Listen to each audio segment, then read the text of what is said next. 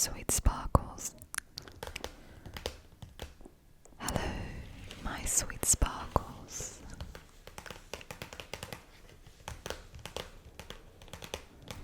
And welcome to another Inaudible Whispers video.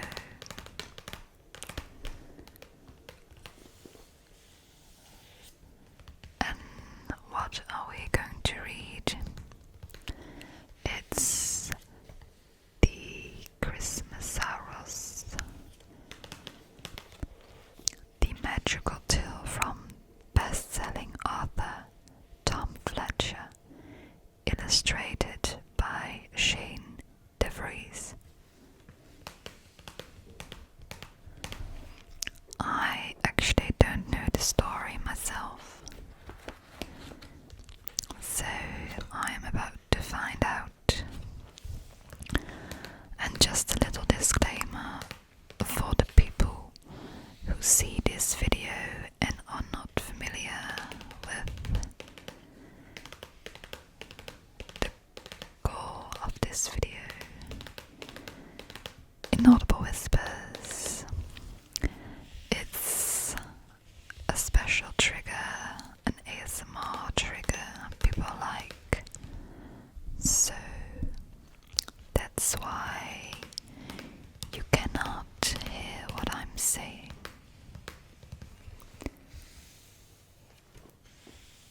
Okay, my sweet friend, let's start.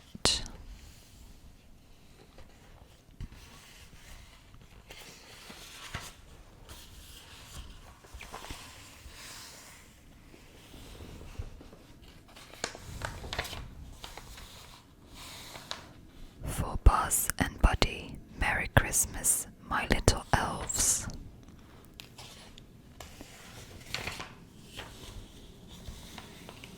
You are about to have an adventure with a boy called William Trundle, his dad, Mr. Bob Trundle, Santa, lots of elves, Brenda Payne, Hunter, Growler, and of course the Christmasaurus.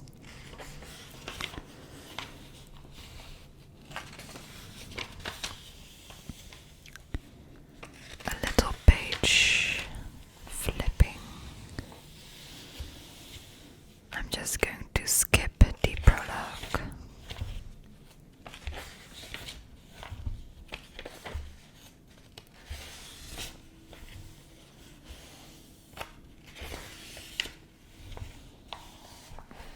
Alright, there it is.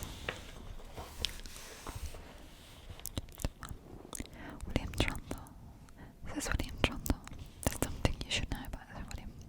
Liked it as. Actually, he didn't like them. He loved them. In fact, he loved them so much. I said probably right it in Beglar's like William loved dinosaurs. William had pajamas, socks, pens, dinosaur-shaped toothbrushes, wallpaper, 2 dinosaur posters. It has a lampshade and more dinosaur toys that he could fit into a bag life. But then one thing William knew for sure, it was that you could never too many dinosaur toys. William lived in a 1 kilometer house on the edge of the busy town on which of a busier city, but even though the house was first, it really felt like the way because only 2 people lived in it. William and his dad, Bob Trundle. Now I bet you're wondering why William didn't have to think too many, and why he always thought that, though she died a long time ago, but once, but was very young, so it had been just William and Mrs. Trundle for as long as William could remember. As well as dinosaurs, William loved, but not half as much as Dad did, loved at Christmas for the average lady, and he could ever to lampshade them all for the day. And he would sob uncontrollably, so it had to be actually 5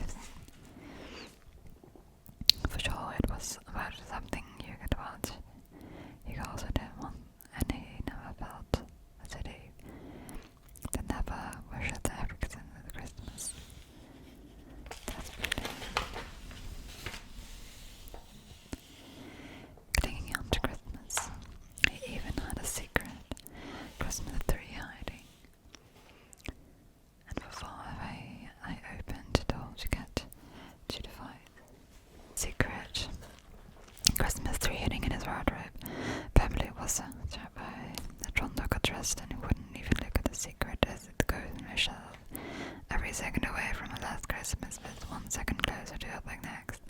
It was his words who got him through the year. On this particular morning, though, Mr. was everything day. Willie Bose, Mrs. Trundle called from the kitchen as he spread. Rolled his eyes at a silly nickname his dad used for him, Willie Bose.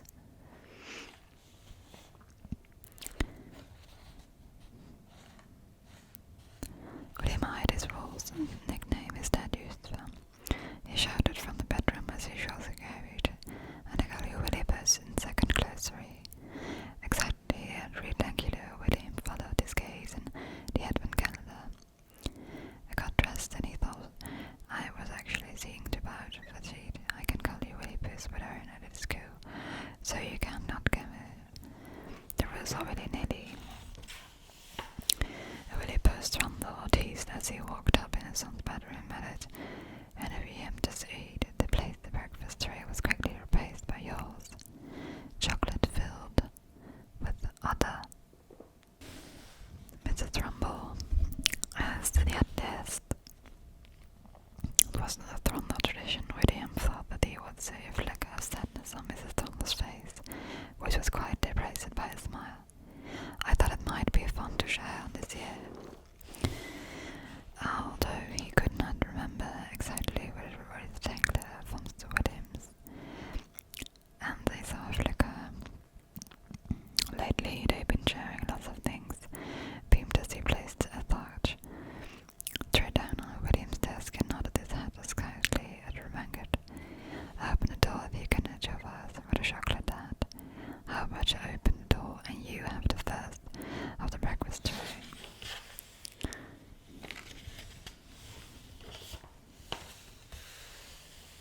Thanks, Dad, William said, grinding. He secretly hoped his dad would have stayed his way.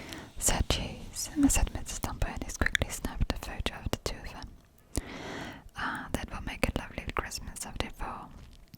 Their total tradition of they would send a long list of their decided Auntie Kim and I of Wade's, Lily and the Joe Auntie, second cousin Sam, and for the grandpa Ken.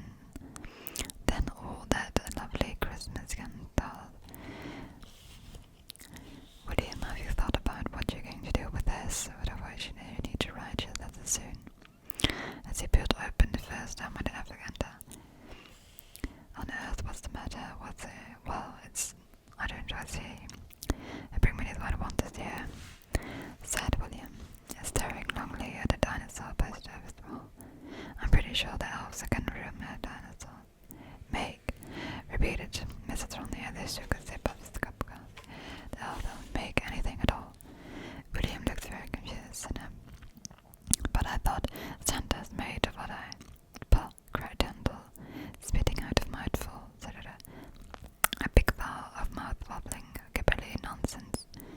They make presents. No. What would you make the really well, William? He asked, and a sudden sparkle in his eyes. Oh, please do that. And grinding white, Trundle traditions and knowing zip. And Matey always loved it when his father, and he was very good at them. You know, he got up to do the others, and he was actually the fourth time prosecutor.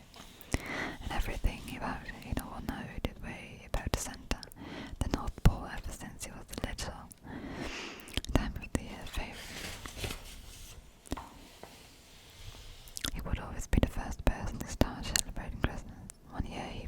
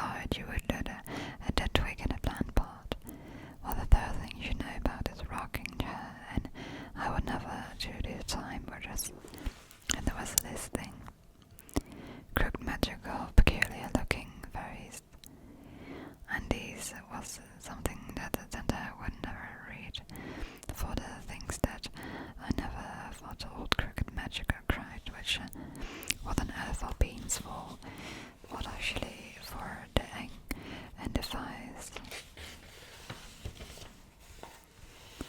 A nice little drawing. Santa picks these old books and gives them to the four warm elves. The farm elves boil them in pots. Oh, that was her. And fall right off your head, so they never be eaten. William nodded and meant it. I meant a note never had eaten Christmas bean. The farmer elves, they did it well, and deep in the porridge snow. When they finished, all the elves gathered together and wait for a sign. While they wait, they sing a song. Miss Trundle cleared his throat and started singing the most peculiar elf song in his best elf voice. The song, we're waiting for Zion, it's taking too much time. Hurry up, you silly Christmas beans. We want you to sit over to the end of the buckles like a shoot. Where's the silly sign? And hurry up, you stupid, because you're a little bit sick in it. I will certainly to keep us first, essentially. When the end is an idea of it that actually was the decay, I will never put the bearded bull and the beautiful northern lights to do. When it's shining, who wants to have it before Christmas, yeah? And just as Mrs. Trundle happily, they dig under the snow woods into this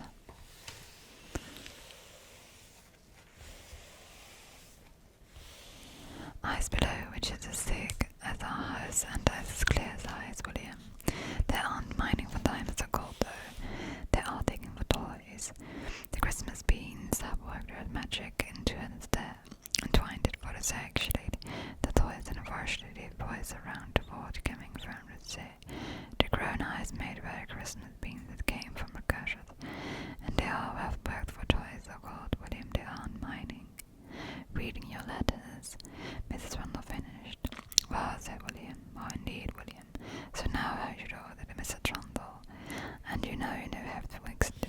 And it's true because it's in a book.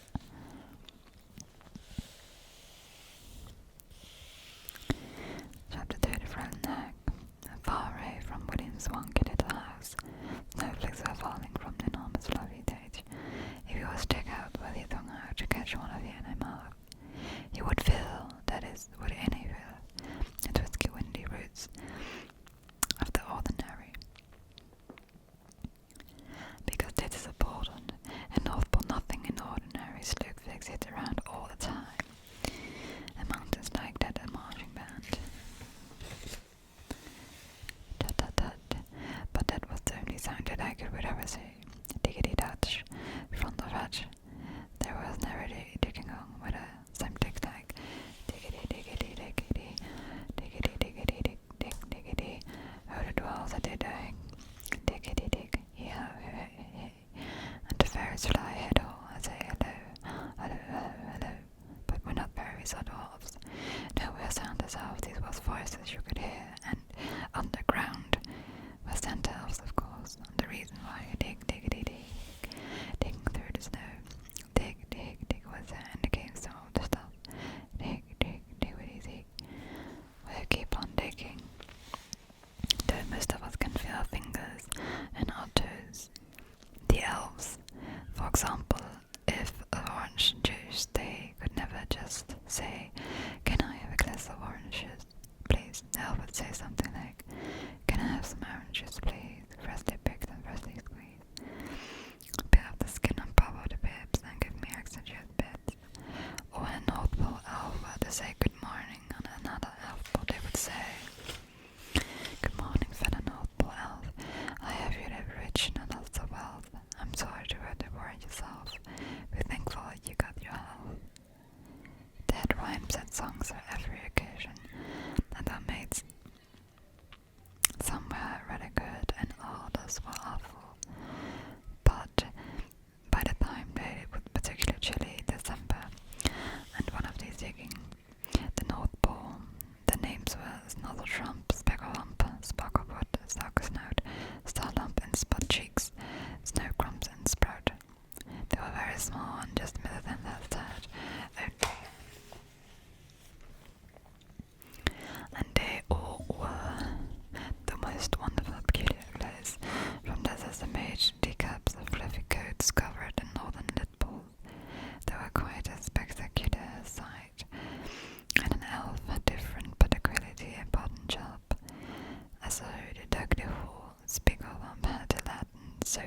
castle trump would see, and not really the rhymes.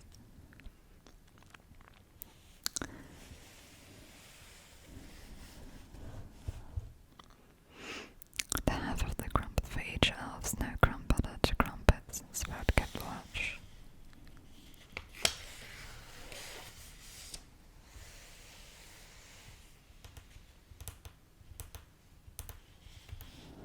They had been digging holes, eating crumpets, and drinking tea all morning. They were singing together, and the thing is about lunch were no other crumpets left to munch. I've been diggity-dangling. This was a side tunnel. He'd been digging in the ice for the past 2 hours. What is this special thing? This is an egg. And a great gasp on the elves sputtered. Snow crumbed the rhyme. The line didn't rhyme. Oh no, what's happening now? And he found something strange indeed. Coming back from this last back for lunch thing, and then he was in the thought office, and he lost in it. She wasn't sure to go. Countless nights, and so did every girl and boy. So, what was going on? It's very rare that the North Pole would never not rhyme. Very peculiar. Most of the elves were more than 200 years old and had seen all the wars, the wacky things in the North Pole, but never ever had any of them seen an egg frozen in the ice. Trying to get a better peep as in all night to close them. There was such a curve that a knave broke out between Snug and Snout, which to you and me would have sounded like a really chirpy duet. It went a little like that. There's an angle on the show. How did it get there? How did I know it? I really dig it, and let's take it back. Dig it up my bite me chin. I vote you to get it correct. Leave it stuck in the eyes. We could go for a dinner. It might taste nice. Cook it. You cannot do that. There's something inside it waiting to hatch. Just as Nuzzlethumb finished singing in his line, something happened that made all the elves jump. The egg wobbled. There was something shiny, and after 4 days, and the egg actually fold, and the pain the elves endure. That old once, and it had been playing dig up the egg, and let's dig in the egg, and so can hatch. Alive inside, a frozen fish, a chili chicken.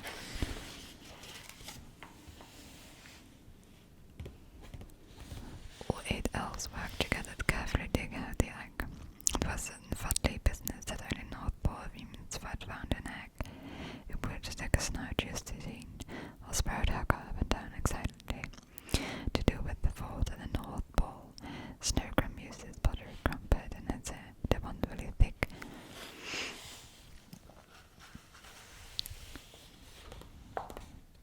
The Sprout encouraging rhymes to help with a mouthful of crumbs, of course, and the elves had good as look at the effort, and they dodged any big creature that had a beach. Together they carefully dig out. It was strictly fiddly business. It was taller than the elves, standing in the northern elf's shoulders, fatter than 3 elves and heavier than it always. Of course, the crumpet shouting, the knife crumpet.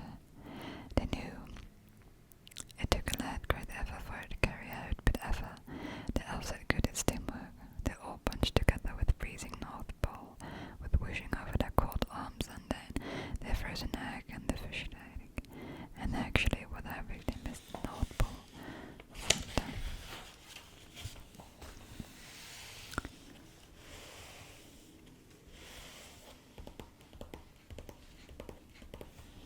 Have you ever seen a house that's bigger than a school? Santa's house. Have you ever seen a house that's bigger than Santa's house? Then a castle is massive, that's bigger than the moon. Santa's house isn't quite that big, but it's pretty massive. In your head, imagine the biggest, most grand castle leading to the knobbly cobblestone path. 99 windows are brightly on the Santa's cabin giant log. Imagine a poor packed snow-covered city. A bushel diggity, once diggity, mush diggity, more to the bush, to the brightly pushed, frosted one for sensings. Up for the tobacco run. Now the elves zoom down to the front door and the miners' ledges.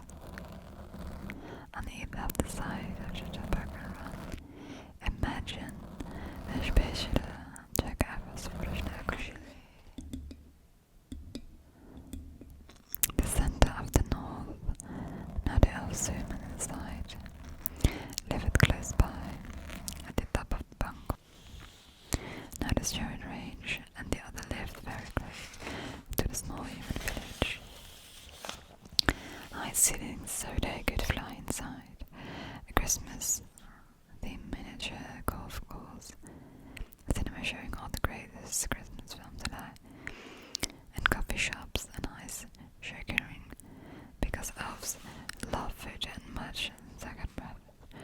Så det är always smart chef there was a metal map you can see. It was a fantastic day to live. Santa come quick. These eggs too heavy, not. And boom, boom.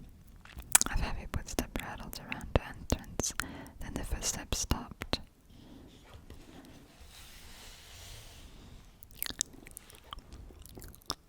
That's how big Santa was, not that fat, but fantastic. It was easily the size of 50 elves put together. He had to sleep with a nasty blister. He kept his road round belly, and forsøgte biked. He had to nasty. Oh wow, really merry. He helped them, and there was silence. Cried out. And Santa was surprisingly nimble. They wanted to forever the enormous wooden clock, and he felt the stomach vulnerable and the giant.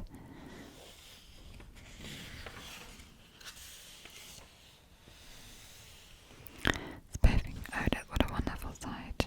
Oh what a wonder, how puzzling mysterious. How much should I kitty, should I hide it in the heavy fast? What were your hair? What heavy hairs shall I look? But the great shag of his elves repeated, and Santa whispered through his thick mustache. The elves replied, hoping Santa and nesting. Santa asked, looking for the coats and the scarves. His look at it wasn't broken.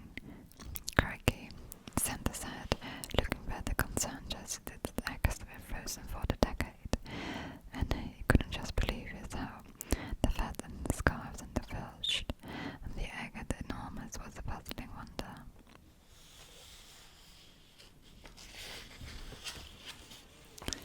And now I've 500 and no 600 and filthy weird jelly gosh. And for actually, I never thought that we could do an egg that's frozen. Asked Buckfoot, pull it up a crack it open on position. This and have another wibbly wobbly, pull it up, break it open, send to crack. Balmy bunch of tiny twigs, we can do that. Something is alive. Cat for the egg and the frozen to have concerned and how the started vegetated. Cat for loved this egg, needs a mother to sit on it like a mother and it sits the eggs. He looked around the room as hoping if he saw a giant that could hit a wall. But sounded eggs said no mum. It seems to have no much. Jolly jingle bells, you're right, Snettletron, said the Santa, but those who dished eagerly eye is big enough to warm the city. I bet you should have put it under the summer bed. A tiny one. The bumps inside, I know, if that's a silly idea. It would take a whole year. It was, and it must be in something bigger than the on top. To finish the song and hushed in en förkålig i skyddeläppa. Dock en näve med sövonen Santa tycker I can't see there. It's almost Christmas time. There's so much planning to be done. Snapping, roking.